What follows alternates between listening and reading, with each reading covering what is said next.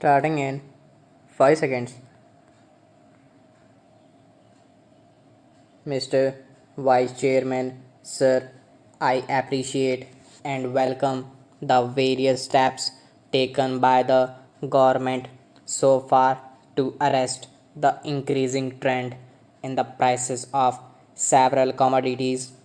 At the same time, sir, I feel that I would be failing in my duty if I do not bring to the notice of the government the fact that the people at large are not satisfied with the results. No one can dispute the fact that there is general discontent among all sections of the community.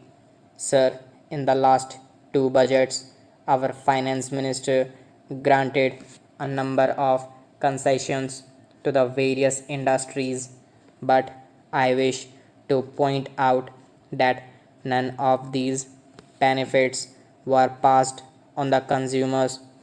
Let us take the recent example: the tea planters of the country, particularly from the south, made a big hue and cry and got certain concessions from the government, but I do not think there is any reduction in the price of tea available in the shops.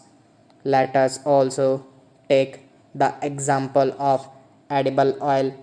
Sir, there is no jurisdiction for the increase in the price of edible oil, of particularly when we take note of the point that a huge quantity of oil has been imported in the countries, and also in view of the prevailing prices of oil seeds. Sir, the finance minister was good enough to invite suggestions from the members of this house. I would like to make one or two suggestions for his consideration. Sir, for a very long time, the organized sector of the employees in this country, to whichever political ideology they belong, have been demanding that all industrial establishments in the country should be compelled to open fair price shops and sell essential commodities to their workmen at subsidized prices. It is these salaried employees sometimes who are prepared to pay my price demanded by traders, and as a result, the prices are shooting up. If at least this section of the community was supplied with essential goods at reasonable prices, it will work as a means of arresting further increase in prices. In some cases, the producer feel it will be profitable for them to suppress the production and sell those essential articles in black market and get enough profit. The producers should not be allowed to raise the prices unnecessarily where in an area there are short supplies. There is also another point I would like to bring to the notice of the Honorable Minister. Sir, the excise inspectorate is not as effective as it should be. I am coming, sir, from an area where nearby there are a large number of oil mills which produce oil, particularly groundnut oil. Almost all these oil mills are allowed to suppress their production by 30 to 40%, and all the suppressed production is sold in black market.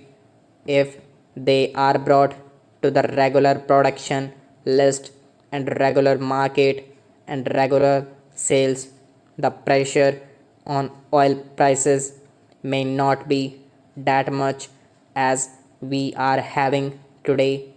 Sir, I would urge upon the government to continue to be vigilant and take further necessary steps to hold the price line.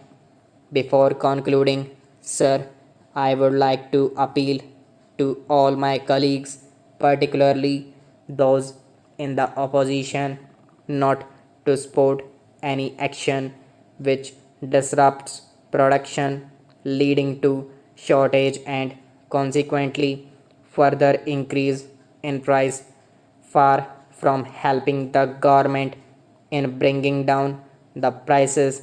Before the by elections in the states for Lok Sabha, they were praying for increase in prices in the hope that this increase in prices will have an effect on the election results. The last by elections were fought more on the basis of the prices than ruling, but in spite of the increase in prices, our party candidates were returned to power. This does not mean that the people are satisfied with the prices that were prevailing, but in spite of their difficulties and in spite of the higher prices, the people of this country believed our leader and our party. They also believed in our capacity to hold the price line. They also believed that this can be done and controlled only by the government led by the Prime Minister and by no other person. At the same time, I would like to give a word of caution to my own leaders. This comparison with the other countries does not satisfy anybody. We cannot compare with the developed countries where the inflation is higher. There is no other country in the world which is having half of its population under the poverty line.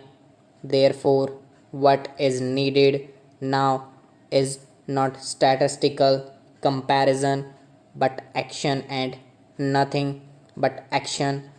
Therefore, sir, the simple question of managing the economy is very important. The same thing has happened in the case of sugar.